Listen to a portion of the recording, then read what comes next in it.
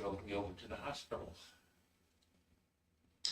And turned out that half my meds were too high, the other half were conflicting with each other and caused my blood pressure to make amazing drops. Much better than going too high, probably. Yeah. It makes you pass out, but doesn't. Well, just bouncing up and down a lot. Oh, wow. Couldn't make up my mind if it would be too high or too low. So they dropped half the meds, they cut the others down to about half to a quarter. That's good. They said that based on the wave sign, I was close to a heart attack. And we'll see what the changes do. Wow. Glad you made it back here. I'm glad to be back. We'll see if the classes can go a full hour or not. I'm not sure at this point. I wanted to go over everything last night and yesterday, but yesterday I just didn't have the time or patience. Today I went to the computer, turned it on, and all the power went out in the house. So I said, okay, I'm not doing this. Okay, Lord. And so, first I'd like to start with a quote from Rabbi Jonathan Sachs, I believe was the chief rabbi in England. He says, language is God's greatest gift to humankind. It must be guarded to heal and not to harm. And so keep in mind that the words we use are healing. Whenever you say something, it has a healing effect on someone. Even if you say hello or good morning, it starts to have a healing effect. It permeates through the person. There's power in the words. The words, the vibration that God created, that gives the essence of what He had to teach us, what He did. Even English? What? Even English? Even English. Okay. Well, look at how many people, because of words on Facebook, are committing suicide because someone didn't like them. Subtle things that you don't think will affect people have dramatic effects. And that's why language is so important. Especially the Hebrew language. And now for my public service announcement relating to that. Because of what's going on, I wanted to bring up about when did the state of Palestine ever exist? Now, from 1517 to 1917, we had the Ottoman Empire. Palestine didn't exist then.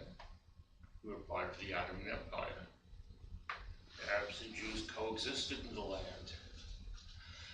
From 1917 to 1948, which this has an error, 1917 to 1921 under the British Mandate also included the area that they then called Transjordan, which is now Jordan.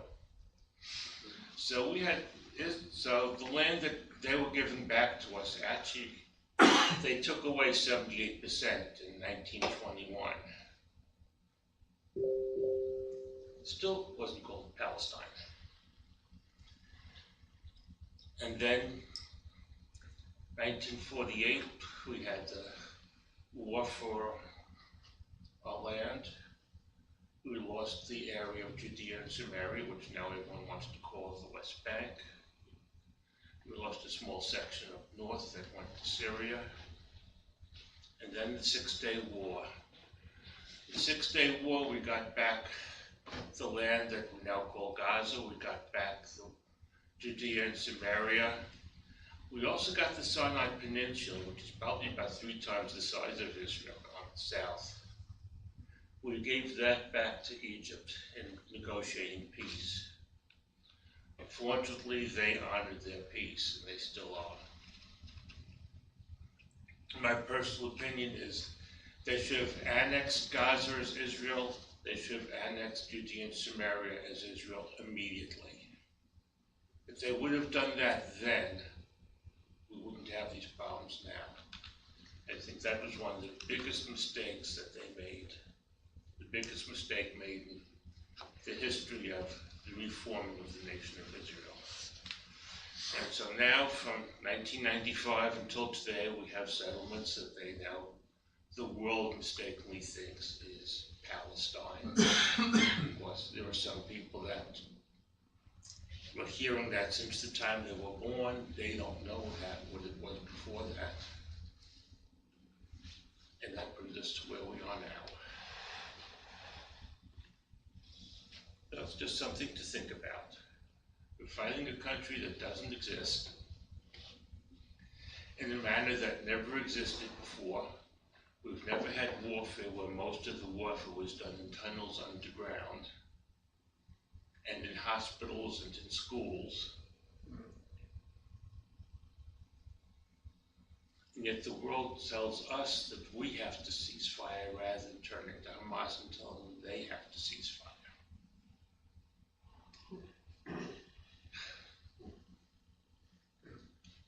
But now on to what we're really here for.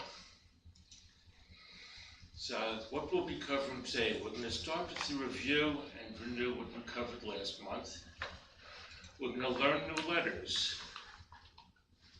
We're going to cover some new vowels. A few new words, not too many. We're starting off really slow, but don't worry, in a few classes suddenly there'll be a lot of words to learn. And if we have a chance, and people are willing to, maybe we'll have a chance to sing a little. Some people aren't excited about that. It's nice we have the worship leader with us. Okay. No pressure. Solo. Okay. That's okay, Kelly. Of course, I have something for you in that also. Oh, I'm not surprised a bit. So, to review, first the letters. Who remembers what this letter is? Don't just raise your hand, say what it is. Right? Yeah, okay. And this one? Sheen. Well, Sheen or Sheen. Yeah. Or Sheen. And this one? Tav or Tov. Okay, good. So I'll start reviewing the first one, the bet. I still haven't figured out how to get the computer to put the dot in the middle.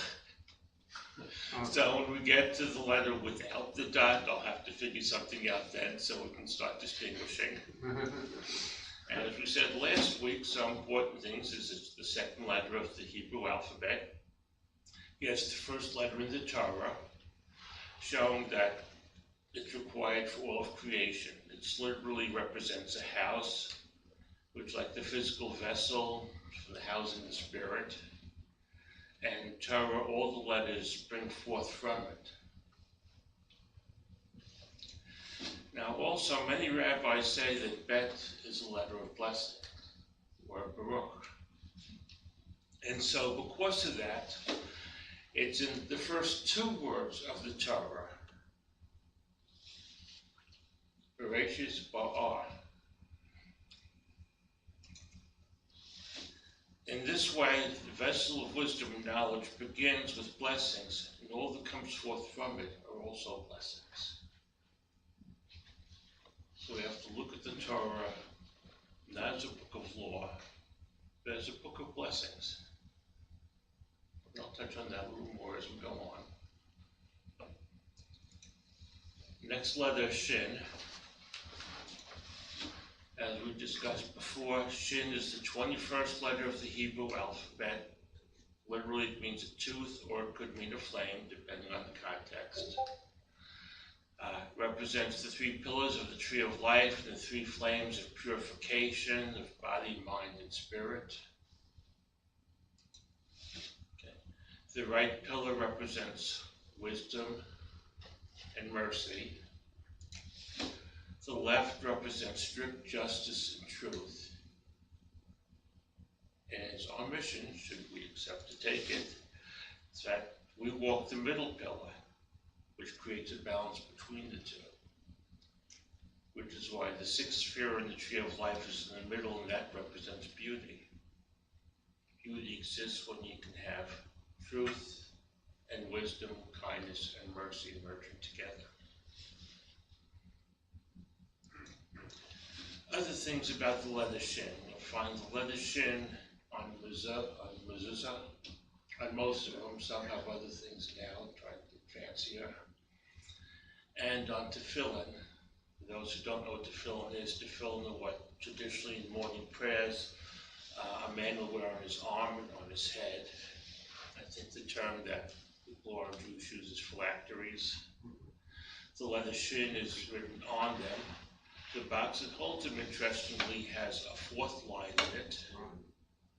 And there are different theories on that. Some say it's the prediction of another letter that will come when Mashiach comes. And we'll have to wait and see. It represents the word Shaddai, which is one of the names of God. Now, many people say that Shaddai represents mountain God. And that's something I disagree with. Because, well, they say it because God introduced himself as Shaddai to Abraham on a mountain. He spoke to Moses through the burning bush on a mountain. But then you'll start having, okay, there's the mountain God, there's the water God, there's the fire God. And before long, people will become a polytheistic religion, nothing like what we're meant to be. And so I don't accept that definition, that meaning. Some say it represents a feminine aspect of Hashem. Even though God is neither male or female, both aspects bring forth. In the Paleo-Hebrew, the script, the writing of it, represents the breasts. The word Shaddayim means breasts. And so, just as the mother provides sustenance for the child, Hashem provides us with sustenance and nourishes us. When we place our faith in him, he allows us to reach our potential. If you think about it, why Hashem introduced himself to Shaddai as Abraham? Abraham knew that the idol worship was wrong. And Hashem comes to him and says, I will nurture you, I will guide you, I will teach you. You may not know me yet, but I will show you the way. When he came to Moses, the burning bush, Moses said, I can't do this. I am not worthy. I am not capable. And God said to him, I will teach you. I will guide you. I will nourish you. I will teach you the way. I think that's more with the meaning of what Shaddai actually does mean. Yeah. That's because that's what I've heard too. The Yeah. all-sufficient one, or he supplies us with everything we need. Yes. It's the same thing with a mother, like helping a child, give you everything you need. Definitely. I've also heard it put in the sense of, God of the impossible, because it's all the things, so many things that he's able to accomplish and do in his name. I can definitely see that. He comes to Abraham, says, I'm going to build a nation unto you. And he says, okay, well, I'll give you, I see your God, but I know nothing about you. How am I going to build a nation from you? And I have no children. Yeah. He goes to Moses. Moses is 40, at that point, I think he was 40 years old, and says to him, you know these people who were slaves for over 200 years? You're going to guide them out. He's looking saying, what? But.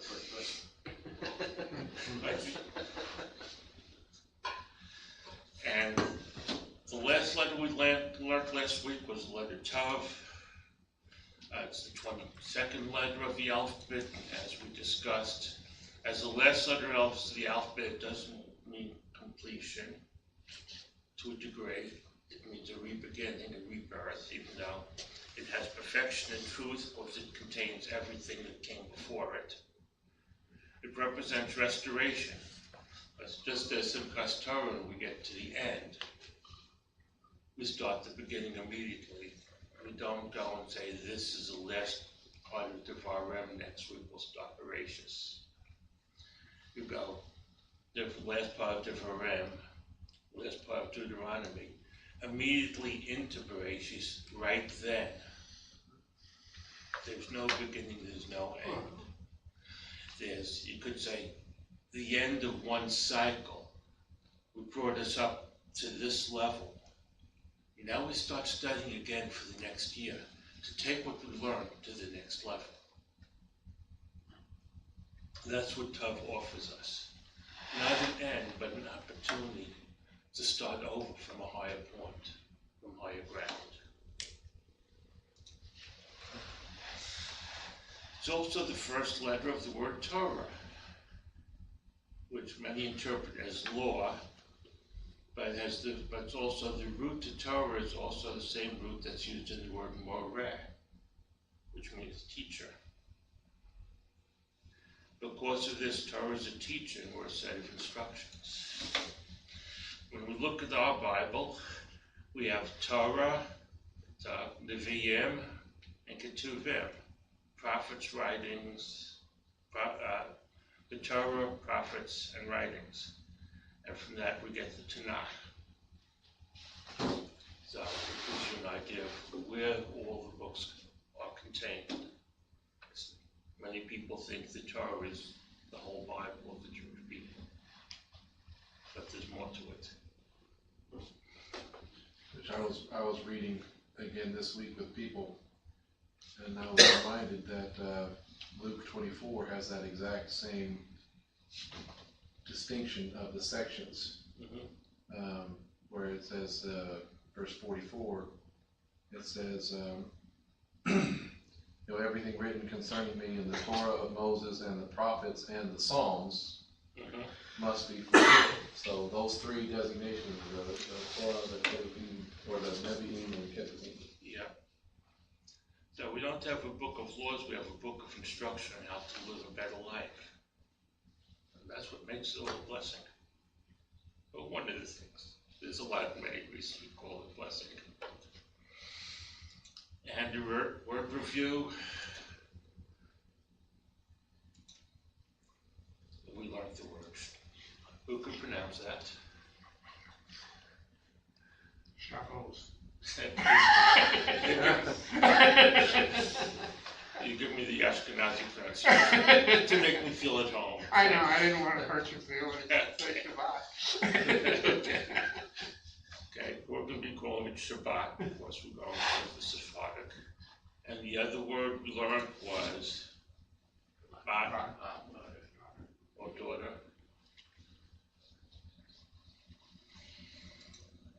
And so, any questions on what we covered last time? I did have one question, because Okay.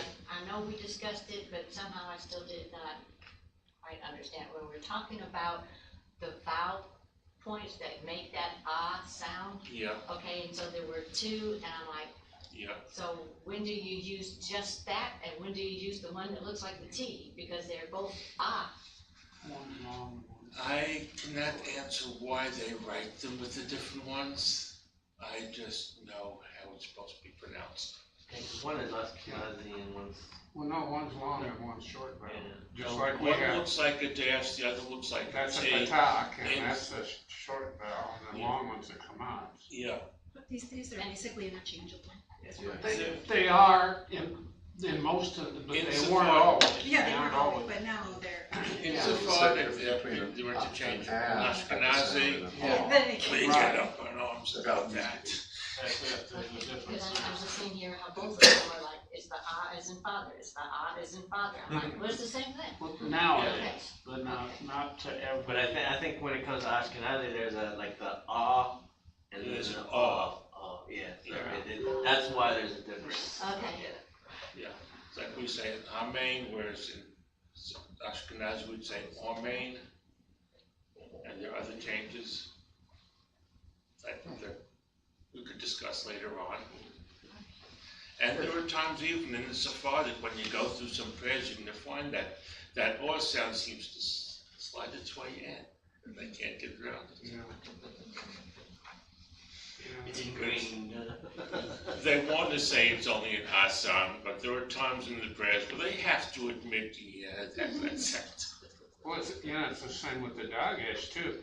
Mhm. Most of them, they just say the same, like a Dalit, you go, duh, whether it's a Dagesh or no Yeah. Dagesh.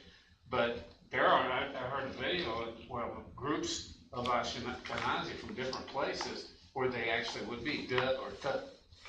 Yes. They pronounce it differently, or some of the different vowels. Yeah, you get into a difference there, whether it was Ashkenazi in Austria or Ashkenazi in Ukraine. Or Yeah. Ashkenazi.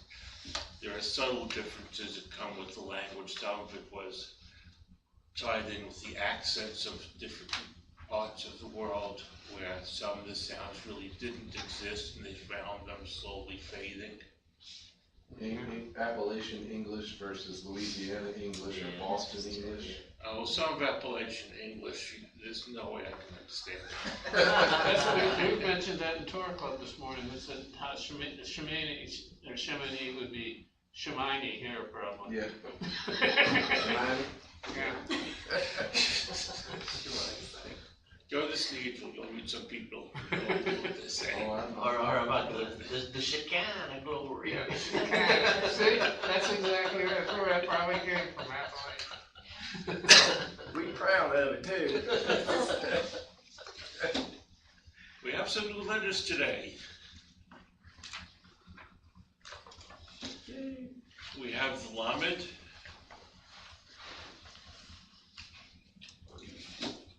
We have the letter Mem. And the one that technically is not a new letter. It's called Mem Sofit. Now, the reason it's technically not a new letter is because in Hebrew there are 5 letters that are written differently when they're at the end of a word. This is the first one. So it's the same as a mem, it's just written differently. And when you get into the spiritual implications of the letters, we'll touch a little on the subtleties of what some people believe is why there's a difference.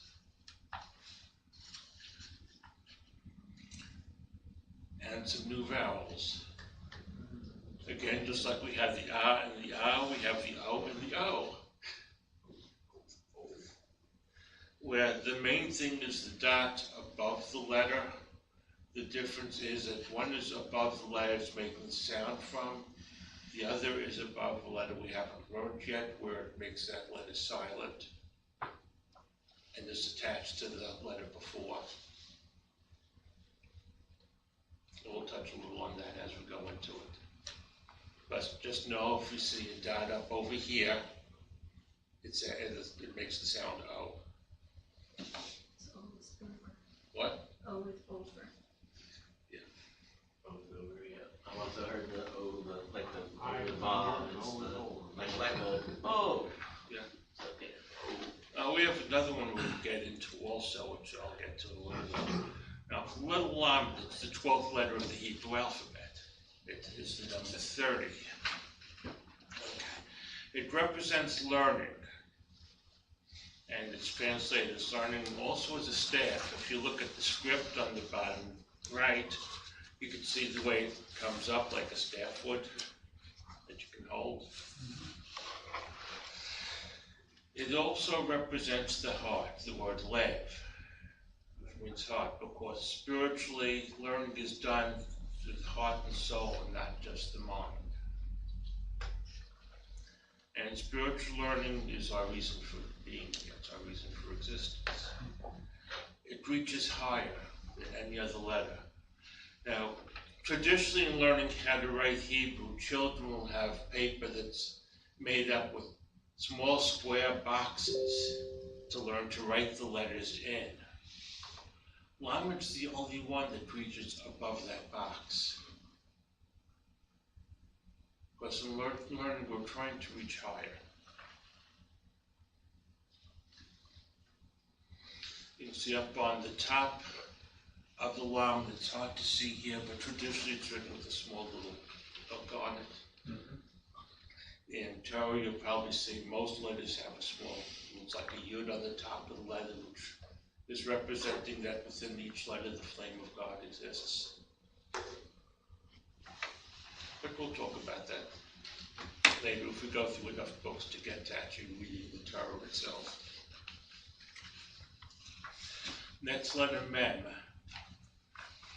is the 13th letter, which makes it the number 40. Mem represents water, and it's the waters of wisdom and of truth. And as truth, it represents, the Torah is involved in there also. It represents manifestation. It gives us the ability to delve deeper into the wisdom. It represents a thirst for the words of our Creator, the waters of life. 40 represents the times it takes for the ripening process. 40 days to develop an embryo. Now they say it's actually 56 days when they call an embryo a fetus, but the 40th day is when it starts developing from just looking like a tadpole to having eyes, nose, and a mouth, and starts taking its form. It's 40 weeks of gestation from conception to birth.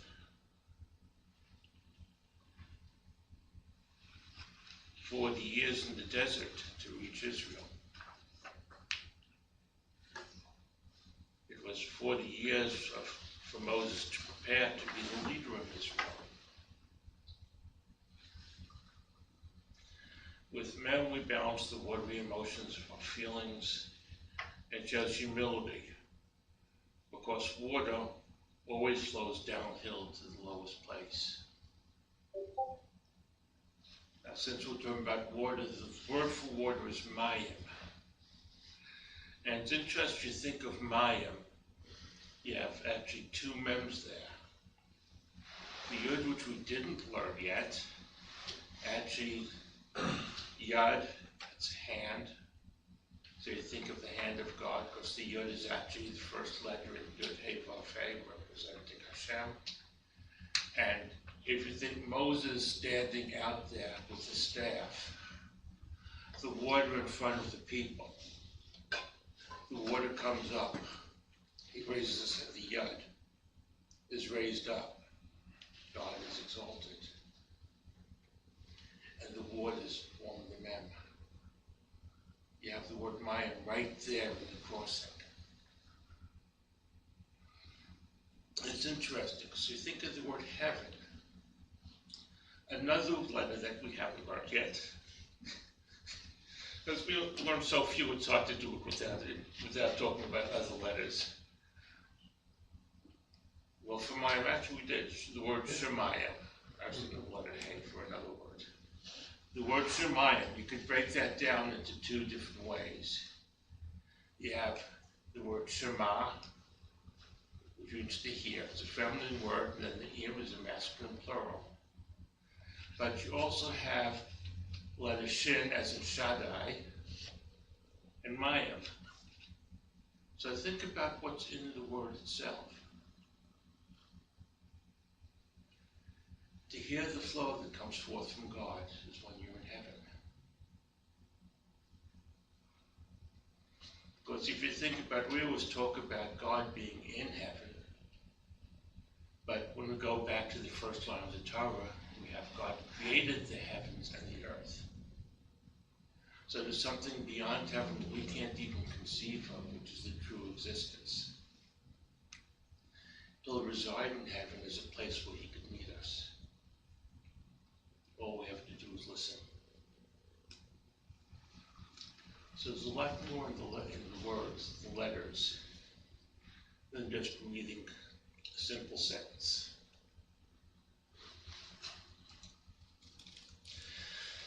The Mem Sofit. Now, one difference we have here between here and here is you'll notice on the bottom left, the Mem is open. The Mem Sofit is closed. The final one contains within it truth and things that are kept hidden from us. The mysterious aspects of the divine, things that either we're not ready to know yet or just beyond our comprehension. Who knows the ways of God? Which is why the word Shemayim ends with the final mem, to have the presence of the unknown, the wisdom that we don't know, but yet if we listen, we can still follow it.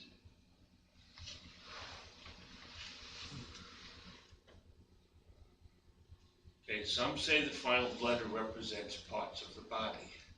In this case, from what some will tell you, is that represents the nose without the septum. And we'll get into the 5 other parts of the body as we get into the other letters. Maybe indulge at some point as to why it represents the nose. But we're not going to touch on that now. Just an added fact to think about. And we have our new vowels. We have the one that makes the sound of O is called the cholam. There's the cholam malai and the cholam chaser, which not chaser like it looks like. It's not a cholam chaser.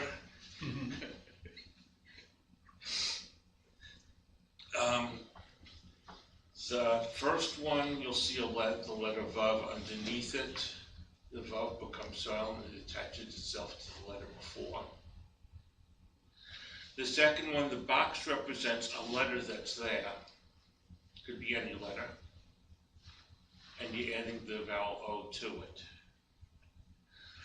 And then we have the one that we're going to cover, which is just 2 dots, that technically isn't the vowel. In some ways, it's like a placeholder. It's there at the end. It's used a lot with the end of a syllable. But when you have the beginning of a syllable, it takes on a sound. You'll see some words will have it one after another. The sound is eh. But you'll find most of the words you'll find where you'll see it there, and you have to remember that it's just a placeholder that you go past. You don't make a vowel sound there. And we'll get to words where we'll get to practice that.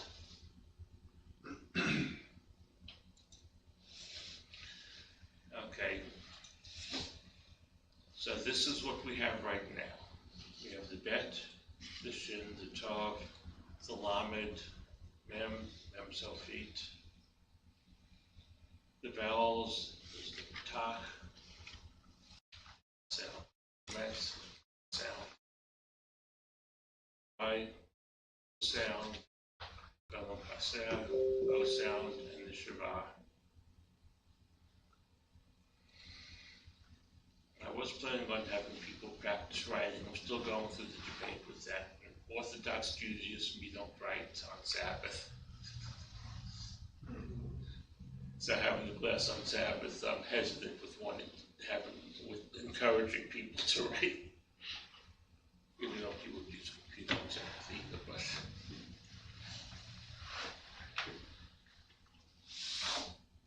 but any questions on those? Any thoughts? Comments? No?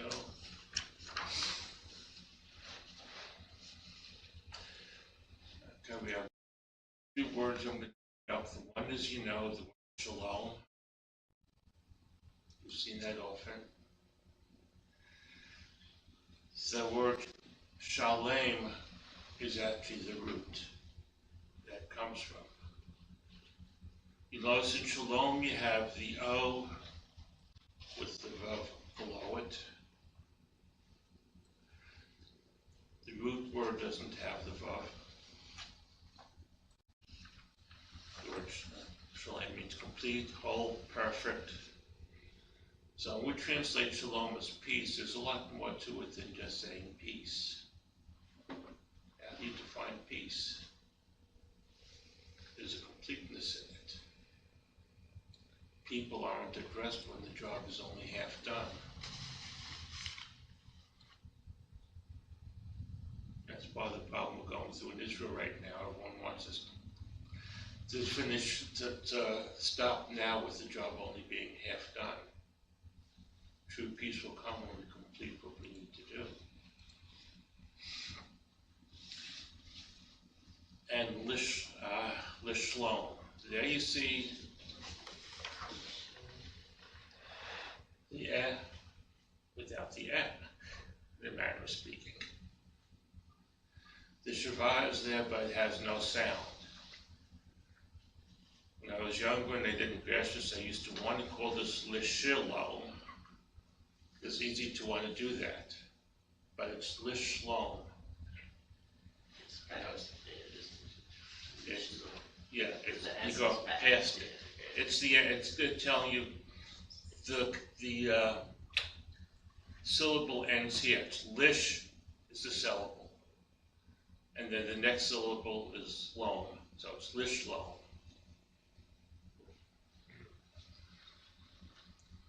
And that's something for a lot of people. It gets a little tricky. You want to give it a sound. And that gives us our first phrase, which I think many of you are familiar with. Shabbat Shalom. So it took us 2 months to get to the word Shabbat Shalom. We're almost ready to graduate.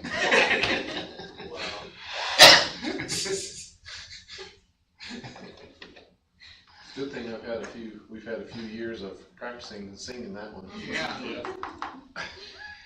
I just got now where I don't need the words up anymore. Now, before I go into the next part, if people are going to cooperate with me on that, did everyone write their Hebrew names out? Well, that'd be a good one. What? Well, George, that'd be a good one. Try that one with it.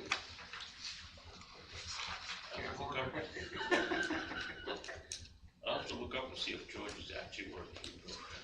And I don't mind yes and yes, so that's easy. Okay. I'll try and remember that. If you can, email it to me. Yes, no. What's that? The Hebrew name. I have a question on that. Okay, is it require an answer? Did you want us to go to a website and just do the conversion, or look up each letter? No, you can go to the website, do the conversion, Yeah, that's what I did. find one that relates to you. Yeah, because my name had 5 choices. Yeah. So I just picked one that I feel is the best. Yes. And that when it comes out, no, that's the wrong one. Just pick one that you relate to. Yeah, that's what I did. It's like my wife, Sabrina, here it is, Sabra. Yeah, that works. Yeah, my wife picked Marguerite, which interestingly, her name is Mary, her English name is Mary and Margaret, which comes out meaning pearl. Everyone calls her Peggy, which is another translation to pearl, and Marguerite means pearl also. And my Hebrew name is Shapsai, which you got a Sephardic, they want to tell me it's Shabtai. I spent 2 years being called Shapsai to let someone change it on me now. I was also born on Shabbos, which makes it even more interesting. And it was my grandfather's name. Traditionally, in Ashkenazi, named after a relative that's passed away. Sephardic will name someone after a relative that's still alive, which is why there was the debate about whether my grandmother was Sephardic or Ashkenazic. My grandfather was Ashkenazic, but they were from Ukraine in mid-1800s.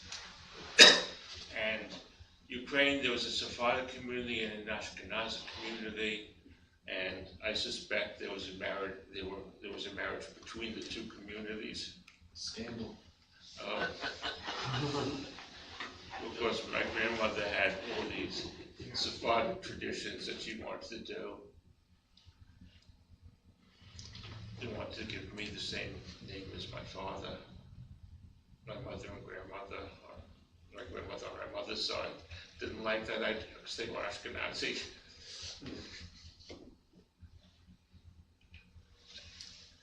So, we have no questions. So, Yeah, my name is Yonatan or Yehonatan Yehonatan. or Yonatan. You gave both. Well, which do you feel closer to? Yonatan. Okay. Write that out for me. In Hebrew? Well, if you Or want in to do it in English. Hebrew, that's nice. You can do it in English and I'll find the Hebrew for it. Okay. Okay? And if you weren't Jewish, then in Hebrew names, you named son or daughter of. And if your parents weren't Jewish, then it's a man, Ben, son, Ben Abraham, son of Abraham. Mhm. Women, depending on the situation, it's Bas Abraham or Bas Sarah. For my wife's tombstones to say Bas Abraham Sarah, which is traditionally the daughter of Abraham and Sarah. That's a tradition when we convert to Judaism. Unless you can find some distant relative that was actually Jewish and work their name into it. When you pray for someone, you use their mother's name. Well, the first one I looked up said there were no Hebrew equivalents for my name. I feel legit. We'll find a different What does website. your name mean in English? In English, I've seen several different things. Oh, really? Strength, I think, is one. Oh. What else was the other? I've seen warrior. But it kind of depends on what part of each language it comes from. Probably Gaelic, wouldn't it, to begin with? Or is it? I've seen some of the Irish and some of the different backgrounds, but I've seen different things. She can find that. Did you say you wanted to email these to you? You email them to me. That's on the app. I don't think my email's on. Well, you can email, he is on the app, Yeah, and you can send it, you should be able to send it to him through that. that's true. You can connect to me directly on the app. Okay.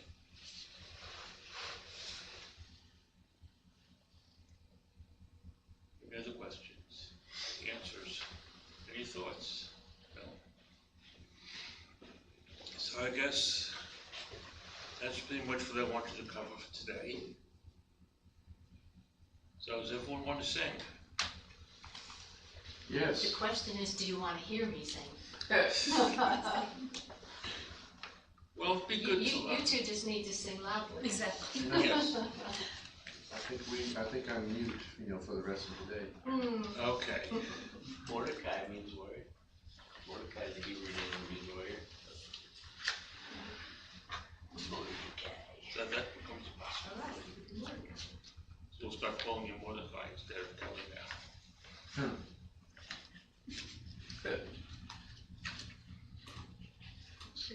You say It would take me getting used to that. It's a nice name. I'd expect everybody to start cheering when I come in, right? Isn't that how it's supposed to work? We can do that if you really want. They also have Eyal, which means strength. Yeah. Eyal. Yeah. It's a little closer to Kelly, Eyal. All right, so Rabbi Mordecai, is that what we're calling him? We'll work on it. We'll see. Now, in the book, there were 2 songs. Interestingly, these are songs that traditionally are sung Friday night. It was never known that Friday night. Not that I'm suggesting anything, Kelly. Something about Friday night? Yeah. Words in English. Make peace on high. He will bring peace on us. For all of Israel, let us say, Amen. You may have heard this earlier if you got here a little early.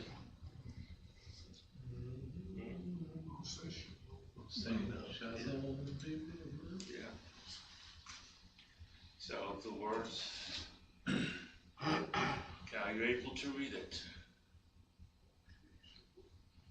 Yes, no? The transliteration underneath, is it big enough to read? Oseh Shalom.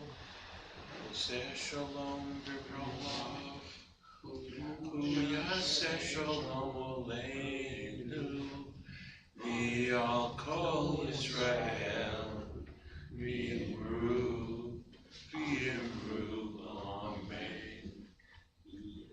Very difficult. When do you know when to read from the left to the right? When it's in Hebrew, you read from right to left. When it's in English, left. So if there's, See, now if I would have had time and could have developed it a little better, I would have had the actual transliteration under the actual word. I just didn't have time to do it that So way. when you just go cross-eyed in that particular case, so when you're doing the Hebrew on the top, you right to left, but you Yeah. read the one underneath it the opposite way, so you just kind of. okay, that's, yeah. Yeah, another way, I was gonna talk to Ty about it this week, but he decided to go out of town, so. The nerve of some Yeah. people. I think he may have heard that I wanted to talk to him about it, actually. That one's kind of strange in a way, because it begins with ayin instead of just a whole and vav for Oseh. But it has this Well, it has the dot. It's silent, Has it's the- a different, instead, Yeah, I wonder if you has could, that for the O, so. does it always spell it that way, or can they use it sometimes a whole and vav for that, What? or is it? Well, they have ayin I'm instead thinking of a start a whole word with vav, that. you know, Yeah, both being silent. well, it's there for the letter, in that case. Just like if it's a word that started with a mem, it would be mo. Or a dollar would be do.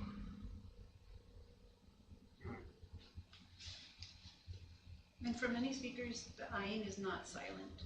It's a guttural sound, Right. but not for. Choseh Shalom B'Rolav. It's a lot to make that sound. Right, that's what I was wondering, because it's a little different than, if you just wanted definitely an O, you just put a whole and vav there, you think. It's like a ch sound almost, Choseh Shalom B'Rolav. But it's hard for people to get that, so. Most people, it's usually taught as silent, so it's easier. It makes it among the ones where, going back generations, it may have had a different sound. Just like some of the vowels. Especially the Jews from the Arab lands, like the Yemen, they definitely pronounce it. Yeah. Because they have a lot of guttural sounds in the language, so it's easier for them to do it here. Some of the guttural sounds in Hebrew can be a real challenge for some people. Yeah, because your body didn't develop that way to do it. Yeah, so. You're not used to it. Just like if you went to Greece and tried to give them words that have the letter J in it. They'd look at Jacob. No, Jacob. No, Jacob. That's why everybody, like, you know, in Chicago, I remember when we first go to, we'd eat in the city a lot, they always goes, give me a gyro or a gyro. Yeah. They want a gyro. It's a hero. Yeah, a gyro. Yeah. So there are some of these languages that some people have difficulty with even the pronunciation of a letter. And this is one of those. Yeah. So, Like Spanish people roll in R's. It's hard for some people to roll in Yeah, R's. I English can't is a do mess. English is a mess. Well, in English, you have the same letters and it's pronounced 50 different ways. Yeah. That's right. I feel sorry for anybody trying to come to English as a second language. Yeah. Bomb, tube, and comb. Yeah. I think. So who wants to say? Alone? As a group, Oh. as a group. Okay. As a group. Okay, well, if you really want to. No? I'm dropping this class. Okay. Oseh Shalom Biromov, Hu Yaseh Shalom Aleinu, V'yal Kol Yisrael, V'yimru, Amen. Have the chorus. Yaseh Shalom, Yaseh Shalom, Shalom Aleinu, V'yal Kol Yisrael. Yaseh Shalom, Yaseh Shalom, Shalom Aleinu, Yakol Yisrael. Again. Oseh Shalom Biromah, Hu Yaseh Shalom Aleinu, V'yal Kol Yisrael, V'yimru, Amen. Yaseh Shalom, Yaseh Shalom, Shalom Aleinu, V'yal Yisrael. Yaseh Shalom, Yaseh Shalom, Shalom Aleinu, V'yal Yisrael. Very good. I'm still trying to figure out just the on the first slide, it takes 3 letters to say who. And it looks like it should be more, but Who is he? Yeah. Oh, the hay. But the olive, Yeah. the olive doesn't make it. Well, that's the 2 letters here. Hay and the aleph you learned this year is a 1 vowel. yes, But we didn't learn it yet. yes, but I mean, it just looks like it. You Yeah. know, just when you're trying to glance at it and go past the word to the next one, Yeah. it looks like it should be more than that. But We it's- haven't it's had a not. Shurik yet either, so that's. Right. I'm gonna get this over to Ty and to tell him. It's an option if you want to hit it Friday night. We have a few people that know it now. And he could reform it where it make more sense than how I presented it. Yeah. Yeah, So speaking of song, And let's see. I don't know, though, still, you know, what?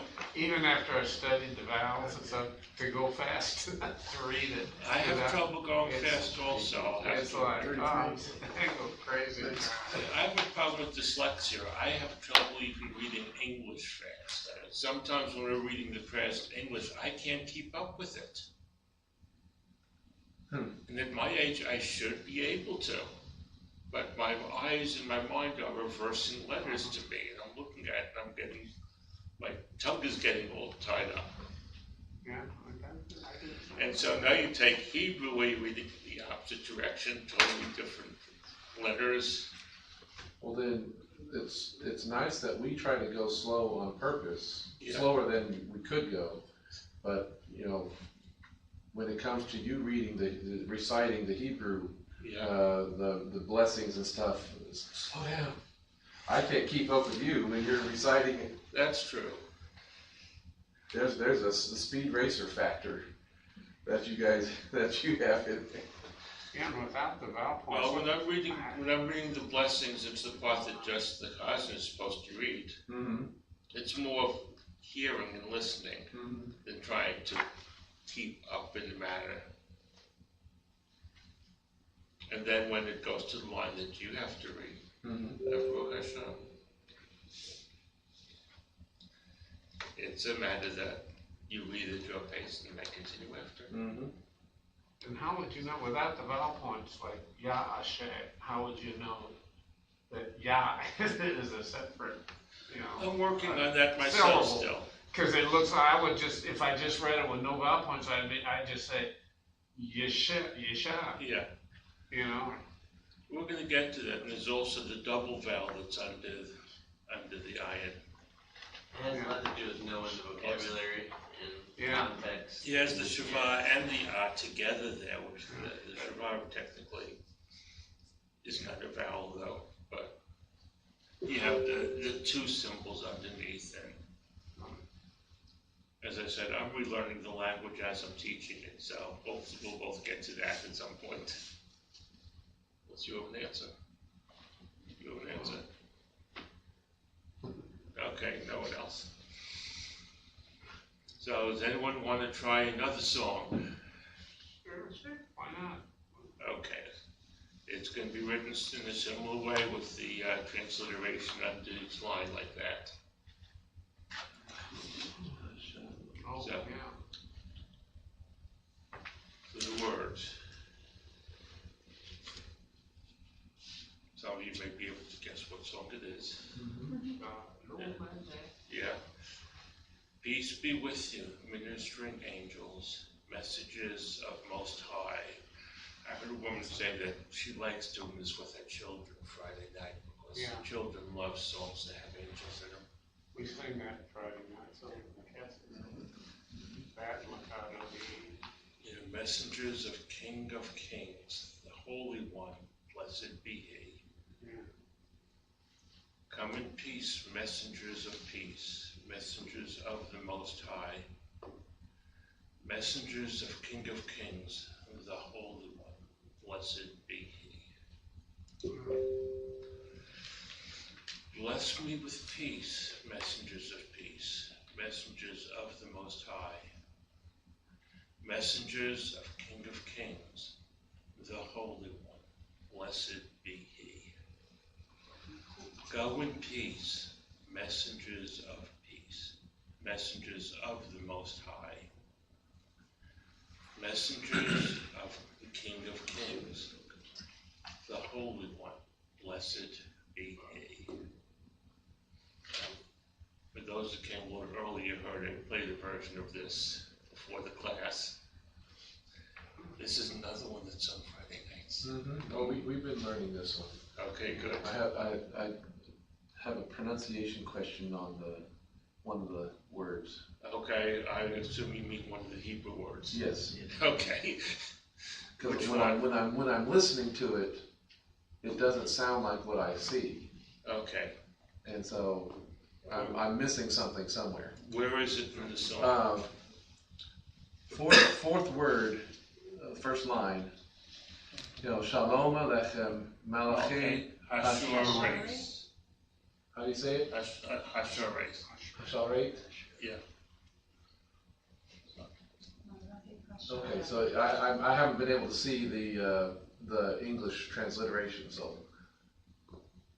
Shalom Aleichem Malachi Hasharet. Malachi Elyon. Yimelech Malachi HaMelachim HaKadosh Baruch Hu. Malachi Shalom, Malachi Shalom, Malachi Elyon.